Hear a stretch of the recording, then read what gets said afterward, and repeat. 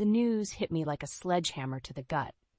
My husband, Rowan, had just received a call that his estranged uncle, the wealthy business magnate Jonathan Winthrop, had passed away. "Your uncle named you as one of the primary beneficiaries in his will," the lawyer on the other end announced. Rowan's eyes widened in disbelief. "My uncle? But we haven't spoken in over a decade. Are you certain?" "Quite certain, Mr. Blackwood. You and your wife are requested to attend the reading of the will tomorrow." As the call ended, Rowan turned to me, his expression a mix of shock and confusion. "Alara, this could be our chance to turn things around. Uncle Jonathan's fortune could save our struggling business." I forced a smile, trying to mirror his cautious optimism, but a knot of unease twisted in my stomach. Nothing in life came without a price, and I couldn't shake the feeling that this unexpected windfall would demand a heavy toll. The next day, we found ourselves in the opulent study of Jonathan Winthrop's sprawling mansion, surrounded by his legal team and other potential beneficiaries. As the lawyer started reading the will, a hush fell over the room. "To my estranged nephew, Rowan Blackwood, and his wife, Alara, I bequeath my entire estate, including this property and all assets, on one condition." My heart raced as the lawyer paused for dramatic effect. Rowan squeezed my hand, his palm clammy. "They must take up permanent residence in this mansion for a period of no less than 1 year." A collective gasp filled the room, but one voice rose above the others, dripping with venom. "This is an outrage," Rowan's mother, Margot, spat. "That inheritance is rightfully mine. I'm Jonathan's only living relative." Her eyes locked onto me, filled with undisguised hatred. "This is that little gold digger's doing, I'm sure of it." Rowan stepped forward, his jaw clenched. "Mother, you have no right. Don't you dare take her side, you ungrateful whelp," Margot hissed, her words slicing like knives. The lawyer cleared his throat, attempting to restore order. "The terms are clear, Mrs. Winthrop. If Mr. and Mrs. Blackwood fail to meet the residence requirement, the entire estate will be distributed among various charities." Margot's eyes narrowed dangerously. "Mark my words, you'll regret this. That mansion and everything in it belong to me by rights. I'll make your life a living hell until you surrender what's mine." As her gaze bored into me, a chill ran down my spine. I knew, in that moment, our lives had taken an irrevocable turn, and the battle lines had been drawn. A week later, we stood before the looming gates of Winthrop Manor, our new home, or gilded cage as it felt. The ancient stone edifice seemed to stare down at us, its Gothic spires like accusing fingers against the slate-gray sky. "Are you sure about this?" I asked Rowan, my grip tightening on his hand. He offered a grim smile. "We don't have a choice if we want a future. Just promise me you'll be careful around Mother." As if on cue, the gates creaked open, and Margot emerged from the shadows like a specter, her expression a rictus of disdain. "So the prodigal son returns," she sneered, "and he brings his little bride into my home." I fought the urge to recoil as her eyes raked over me with undisguised loathing. "This is Uncle Jonathan's home now, Mother," Rowan said, his voice strained. "We're here to honor his wishes." "His wishes?" Margot barked a harsh laugh. "That senile old fool was manipulated in his final days, no thanks to your scheming wife, I'm sure." Before I could respond, she stepped closer, her face inches from mine. "Listen closely, you conniving little tramp. This is my domain, and I'll make your life a waking nightmare until you slink back to whatever hovel you crawled out of." Rowan pulled me back, shielding me with his body. "That's enough, Mother. You've gone too far." Margot's lips curled into a cruel smile. "We'll see about that." As she turned and stormed back towards the manor, I felt a shiver run down my spine. The games had begun. Over the following weeks, Margot's campaign of subtle torment intensified. Priceless heirlooms went missing, only to reappear in bizarre locations. Strange noises echoed through the halls at night, keeping me awake. And the servants treated me with thinly veiled contempt, no doubt following Margot's lead. "She's just trying to rattle you," Rowan insisted. But I could see the doubt creeping into his eyes. One night, as I descended the grand staircase, I felt a violent shove from behind. I tumbled down the steps, searing pain lancing through my body as I crashed to the marble floor. When I finally regained my senses, Margot was standing over me, a sickening grin plastered across her face. "Clumsy girl," she purred. "You should be more careful." As she turned and walked away, I felt a cold certainty settle in my gut. This was no longer a game to her. Margot was willing to go to any lengths to drive me out, even if it meant destroying me in the process. After the accident on the stairs, I knew I couldn't trust anyone in that house. Except perhaps Rowan, but even his loyalty was becoming strained by his mother's vicious campaign against me. I took to wandering the manor's shadowy corridors at night when everyone else was asleep, searching for any clue that could expose Margot's true motives. On one such foray, I discovered a hidden door behind an antique bookcase, leading to a dust-covered study that seemed untouched for decades.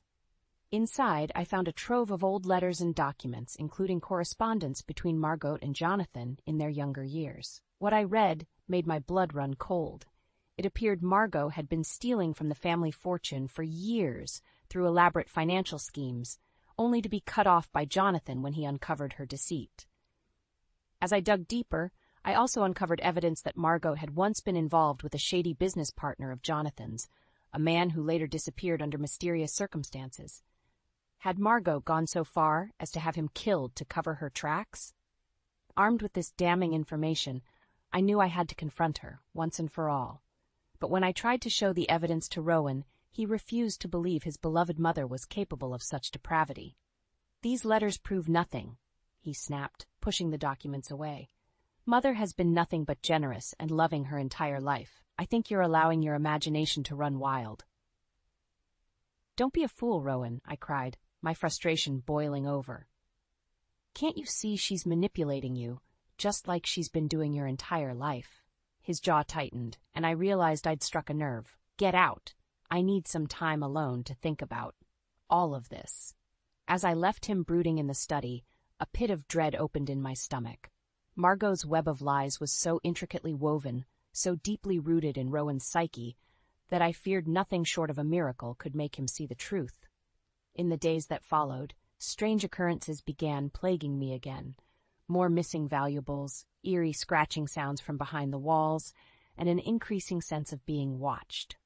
I knew Margot was behind it all, but I could never catch her in the act. Then, one evening, the servants began whispering about a scandalous story that had surfaced in the local papers, depicting me as a shameless gold digger who had ensnared Rowan through nefarious means.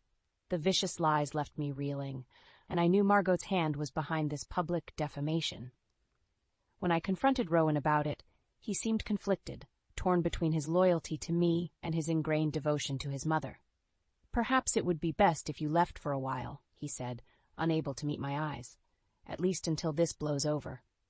As I stared at the man I loved, I realized our relationship was hanging by a thread, fraying under the relentless onslaught of Margot's cruelty. If I didn't act soon, I would lose everything: my home, my husband, and any chance at the life we'd dreamed of. The battle lines had been drawn, and I would have to fight with every weapon at my disposal if I hoped to survive the war Margot had declared. No matter the cost, I wouldn't go down without a fight. In the aftermath of the vicious newspaper story, the atmosphere at Winthrop Manor became suffocating. Rowan grew increasingly distant, torn between his loyalty to me and his lifelong conditioning by his manipulative mother. Meanwhile, Margot's underhanded tactics escalated in boldness and cruelty. It all came to a head one chilly autumn night. I had retired early to the bedroom Rowan and I shared, exhausted from another day of walking on eggshells in that accursed house. As I prepared for bed, a faint scratching sound came from the adjoining dressing room, like fingernails on wood. My heart pounding, I crept toward the noise, pushing open the dressing room door. That's when I saw it: a blazing trail of liquid snaking along the floor towards the piles of cast-off clothing. The unmistakable scent of kerosene filled my nostrils, seconds before the first lick of flame consumed the fabric. I stumbled back, choking on thick black smoke as the fire spread with terrifying speed. By the time I made it back into the bedroom, flames licked hungrily at the draperies and seared my lungs. I clawed desperately at the bedroom door, but some force held it firmly in place from the other side. "Help! Rowan! Please, someone help me!" I screamed, panic clawing at my throat as the room became an inferno around me. Then, over the roar of the blaze, I heard it, Margot's shrill laughter cutting through the chaos. That twisted cackle would haunt my nightmares for the rest of my days. Just as the searing pain and smoke threatened to overwhelm me, the bedroom door exploded inward with a thunderous crack. Rowan burst in, soot streaking his panic-stricken face, and pulled me bodily from the conflagration raging within. I don't remember much after that, only fragments of being rushed to the hospital, bandages binding my scorched skin, and the vacant look in Rowan's eyes as he watched over me in silence. When I finally regained my senses days later, Rowan sat slumped by my bedside, his expression hardening as I recounted the night's events. "She tried to kill you," he muttered in a hollow tone, the truth he had been so desperate to deny finally settling in his bones. "My own mother." I took his hand, ignoring the sting of my blistered skin, and made him meet my gaze. "She has to be stopped, Rowan, before this goes any further." His eyes smoldered with rage and anguish, I know. But even then, as he said the words, I could see the fractures splintering his loyalty, the product of a lifetime's manipulation threatening to reassert itself. Margot's twisted lies had sunk their hooks in deep, and I feared they might never fully release their grip on the man I loved. Rowan pressed his forehead to my hand, his next words barely more than a pained whisper. "I want to believe you, Alara, more than anything, but without proof, without knowing the full truth of what she's done."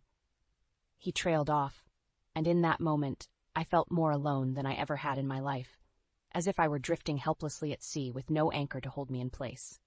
It was then that I knew I would have to take matters into my own hands if I had any hope of surviving Margot's vendetta and salvaging what little remained of my crumbling life.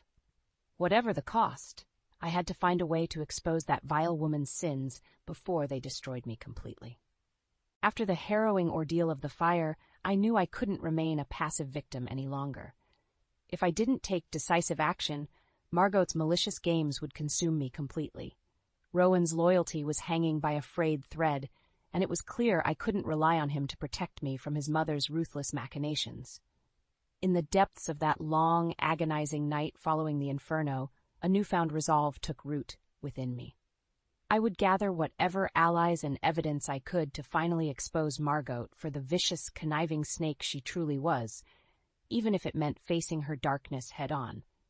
My first step was contacting the local authorities and providing them with the damning letters and documents I'd uncovered, detailing Margot's financial crimes and the mysterious disappearance of Jonathan's former business partner. While the police seemed skeptical at first, the mounting pile of evidence against her could not be easily dismissed. Next, I reached out to an unlikely source, Francine, one of the manor's longest-serving maids who had endured Margot's cruel treatment for decades. Years of pent-up resentment bubbled to the surface as I revealed what I knew of Margot's misdeeds. "That wretched harpy has had her talons in me since I were a young girl," Francine hissed, her voice thick with hatred. "Blackmail, threats, you name it. She's a right evil one, that's for certainty." With Francine's help, I began uncovering even more of Margot's sordid secrets, illicit affairs, underhanded business dealings, and long-buried scandals that she'd worked tirelessly to conceal. It became increasingly clear that her entire life was a meticulously constructed web of lies and deceit. However, the final piece of the puzzle remained maddeningly elusive, the key to unraveling her twisted scheme against me and exposing her murderous intentions once and for all. That crucial lead finally came from an unexpected source, Margot's own estranged younger sister, Emma, who had been ostracized from the family years ago. I received an anonymous letter from her, detailing a particularly vicious confrontation that had driven her from Winthrop Manor in disgrace. "Margot has always been rotten to the core," Emma wrote in a shaky hand. "Petty, vindictive, utterly consumed by greed and status. But you must know the truth about what really happened the night our father died, the real reason she turned on me so viciously." My hands trembled as I read on, the final horrifying revelation unfolding like a serpent unfurling its coils. Emma claimed that on the night of their father's fatal heart attack, she had discovered Margot rifling through his safe and pocketing wads of cash and valuable documents. When Emma threatened to expose her sister's despicable actions, Margot had snapped, unleashing a torrent of vile accusations and threats that left Emma fearing for her very life. In that moment, I knew I held the linchpin, the damning evidence that could finally topple Margot's house of cards and reveal the true depravity lurking behind her meticulously crafted facade. Armed with Emma's testimony and the weight of everything I'd uncovered, I resolved to bring the full truth to light in a final, climactic confrontation. No more games, no more veiled threats or skirting the periphery of Margot's secrets. It was time to wield the power of her own sins as a weapon and cut her down to size once and for all. As I steeled myself for the impending battle, I could almost feel the gathering storm rumbling in the distance, heavy with the promise of reckoning. Margot's reign of terror and deception was nearing its end, by her own hand or by mine. The day of reckoning arrived sooner than I expected. I had summoned the estate's executors, the police, and a few trusted allies to bear witness as I finally stripped away Margot's veil of lies and deception. We gathered in the manor's grand hall, the vaulted ceiling seeming to press down with the weight of the impending confrontation. Rowan stood apart from the others, his expression haunted, as he steeled himself for the ugliness to come. Margot swept in fashionably late, as was her style, her haughty gaze sweeping over the assembled crowd with a mix of disdain and bemusement. Well, well, to what do I owe this merry little gathering? She arched an inquisitive eyebrow at me. Don't tell me my dear daughter-in-law is hatching another pathetic scheme for attention? Cut the act, Margot, I spat, my anger simmering just beneath the surface. Your game is up. We know everything. For a split second, a flicker of uncertainty danced across her face before the mask reasserted itself. I haven't the faintest idea what you're raving about, you delusional little. Save your venom, I snarled, retrieving a thick manila envelope with a trembling hand. We have all the proof we need of your lies, your crimes, your murderous intentions. As I began laying out the damning trail of evidence, the letters, the financial records, Emma's testimony, Margot's expression shifted from derision to outright fury. Her eyes bulged with unbridled rage as each new revelation compounded the last. That sniveling, traitorous whore, she screeched when I revealed Emma's words. How dare she slander me with these absurd fairy tales? Rowan took an involuntary step backward, as if her outburst had struck him bodily. It was the first crack in his staunch denial, the first glimmer of realization seeping through. These are nothing but malicious fabrications, Margot raged on, turning her vitriol towards the executors and police. I demand you remove these despicable liars from my home at once. But they stood firm, unmoved by her bluster as the weight of the evidence became insurmountable. With an animalistic shriek of pure fury, Margot turned on me, her immaculately manicured fingernails hooked like talons. You ungrateful, conniving little snake, she howled, spittle flying from her lips. This is all you're doing, isn't it? You could never be content with an ounce of my generosity. Well, I'll see you utterly destitute and ruined for this, I swear on my life.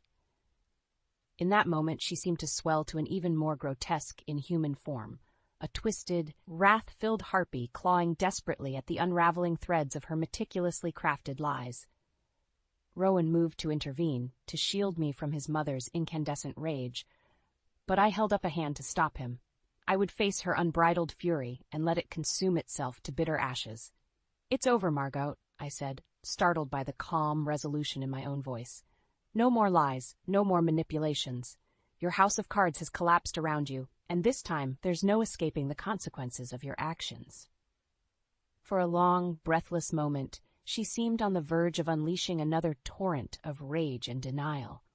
But then, something shifted in her eyes. The fight bled out of her, letting the mask slip just a bit to reveal the hollowed, broken thing that lurked beneath. As the police moved to take her into custody, Margot didn't resist. She simply sagged in on herself like a deflating husk, and allowed herself to be led away in contemptuous silence. Only then did the floodgates open for Rowan. He crumpled to the floor in racking sobs, all the years of anguish and torment finally spilling forth. As I gathered him in my arms, I knew both healing and hardship still lay ahead. Though Margot's twisted games had been exposed, shattered shards of her poisoned legacy still remained, fractures that would take years to mend if they ever fully could. But in that moment, allowing the cathartic release to wash over us both, I knew we would persevere. Margot's tyranny had been broken, and from the ashes of her ruination, perhaps some semblance of hard-won peace could finally take root.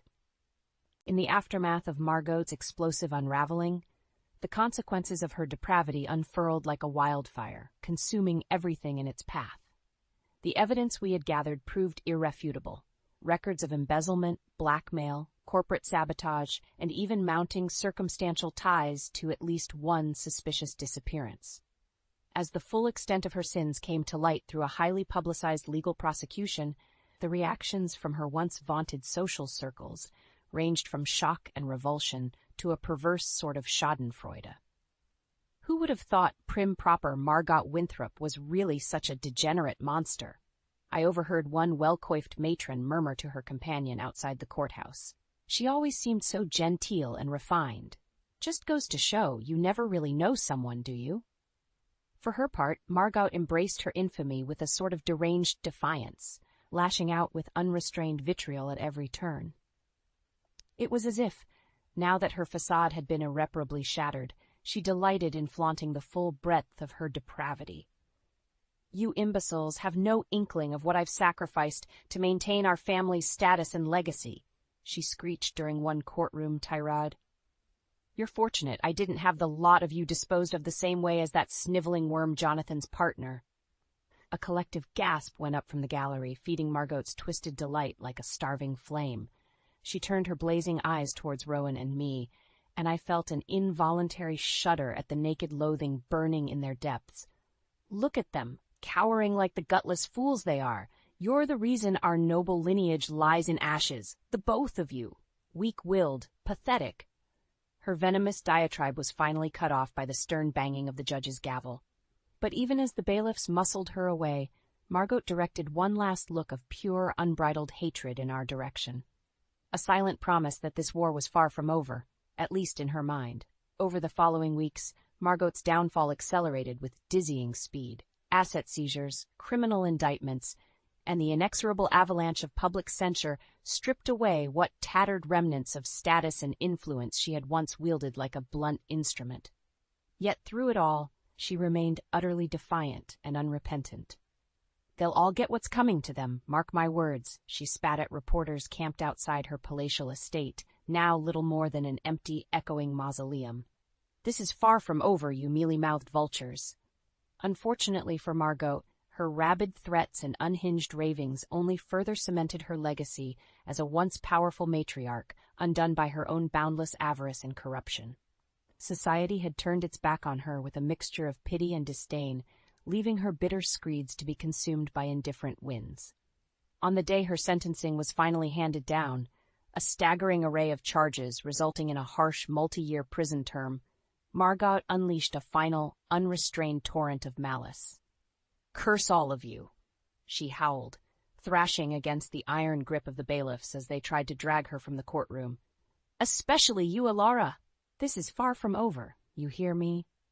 I'll have my revenge if it's the last thing I—" Whatever final, dire imprecation she intended was cut off as she disappeared through the door, the slam of iron against wood echoing through the court like a grim period. Silence hung heavy for several breathless seconds, and then the hushed murmurs began rippling through the gallery once more. A vile chapter had finally been closed. The damage caused by one woman's unchecked ambition and malice laid horrifyingly bare. As Rowan and I embraced in the wake of that sordid spectacle, I knew our own road towards healing and redemption would be long and arduous. The scars left by Margot's cruelty ran deeper than any inflicted wound. But at least now, at long last, we could begin to rebuild what she had so nearly destroyed. With the poison she had injected into our lives finally excised, there was a chance to nurture something new from the blighted, burned remains of our former existences. Those tender green shoots wouldn't take root overnight, of course. Deep, ravaging fires leave extensive scarring in their wake, but we would tend the ashes dutifully, allowing new life to gradually emerge, hushed and humble at first, then growing stronger and more resilient with each passing season. It was the only way to banish Margot's toxic legacy once and for all, by cultivating the power to persevere where her hatred and corruption could only hope to wither and decay. In the weeks following Margot's sentencing, an eerie silence descended over Winthrop Manor. The echoing halls, once electric with her malicious presence, now felt like a vacuum, the stifling calm before the soft patter of new life begins to take tentative root. Rowan and I moved through those early days in a numb haze, going through the motions of setting the manor to rights, but still emotionally adrift from the cataclysm that had reshaped our lives so violently.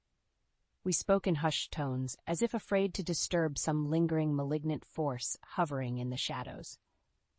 The servants, finally freed of Margot's tyrannical grasp, tiptoed about their duties with the same wary restraint as field mice anticipating the return of a prowling cat. Then, one crisp autumn morning, I awoke to find Rowan sitting at the foot of our bed, his shoulders hunched and head bowed beneath some invisible weight. "Rowan," I murmured, reaching out a hand to his arm. "What's wrong?" For a long moment he didn't respond, simply staring down at his calloused palms as if they belonged to a stranger. Finally, he drew a long, shuddering breath. "I spent so many years letting her gnaw away at my soul, Alara. No matter how vile she became, some part of me could never let go of the fantasy that she actually loved me deep down." Tears welled in his eyes, voice cracking with a lifetime's worth of hurt and disappointment. "She was my mother. I should have protected you from her poisonous lies and cruelty, but I was weak, blinded by delusions of the mother I so desperately wanted her to be." He looked up at me then, anguish etched in the creases of his face. "Can you ever forgive me?" In that moment, I felt my own emotions surge forward like a raging river breaking its banks, not just for the hell Margot had put us through, but for all the lost years we could have spent growing together instead of being warped and diminished by her hatred. I pulled Rowan into a fierce embrace as the dam finally burst, wave after wave of purging sobs racking our bodies in unison. We wept for the wounds that had been inflicted, the scars that would always remain, and the hollow ache of what could have been. But we also wept for the promise of what lay ahead, a new world where Margot's poisonous influence could never again take root. In the days and weeks that followed, we slowly began the work of reclaiming our lives. The manor underwent a top-to-bottom scouring and refurbishment, every last remnant of Margot's corruption purged as if by ritual cleansing. We let go of much of the staff that had enabled her cruelties, opting for a fresh start surrounded by new faces and loyalties.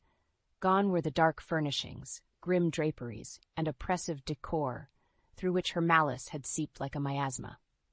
In their place, we cultivated light, open spaces, and vibrant designs that spoke of rebirth rather than decay. Slowly, tentatively, the scars began to heal into the thick protective calluses of hard-won resilience and perseverance. What gave me the most solace and hope for our future, however, was witnessing Rowan's own metamorphosis. Where once Margot's manipulations had shaped him into a wavering, conflict-averse shell of a man, now I saw an indomitable pillar of resolve and integrity taking form. Gone were the haunted looks and furtive self-doubts. In their place stood a man embracing his role as master of his own destiny, unbowed by the specter of his mother's grievous wrongs. 5 years after Margot's ruination, Winthrop Manor had been virtually rebuilt from the ground up, retrofitted into not just a home, but a nexus for charitable endeavors aimed at empowering those who had once suffered as we had. Battered women's shelters, youth outreach initiatives, counseling programs, all thrived beneath the roof once shadowed by malice and oppression. We dedicated our newfound resources to cultivating the kindness and goodwill Margot had sought so voraciously to extinguish. And though I knew her poisoned roots would never be fully extractable, watching the fruits of our rebirth blossom with each passing year was the greatest victory I could have hoped to wrest from her clutches. On the eve of the annual charity gala we hosted at the manor, I caught Rowan staring pensively out the window towards the vast Sylvan estate grounds, a pensive smile playing across his weathered features. "Do you ever think about her?" he asked without turning to face me. "About your spite for Mother, I mean?" I considered the weight of his question for a long moment before answering. "She doesn't haunt my thoughts much these days," I admitted. Not out of spite or indifference, but rather resolve. Our eyes met then, a deep understanding passing between us. Margot's hatred very nearly destroyed everything, our relationship, our livelihood, our very souls. But we survived. We persevered through the darkness she inflicted and remade something beautiful from the ashes. I laced my fingers through his, marveling at how far we'd come. That is the greatest revenge we could ever claim over her bitterness and cruelty. not by perpetuating the cycle of hurt, but by overcoming it and choosing to nurture the light she fought so desperately to smother. Hand in hand, we stood in comfortable silence, watching the golden rays of dusk gild the grounds, the lands and legacy we had reclaimed in the name of all that was good, just, and true. Our tomorrow was unwritten, filled with untold promise and possibility.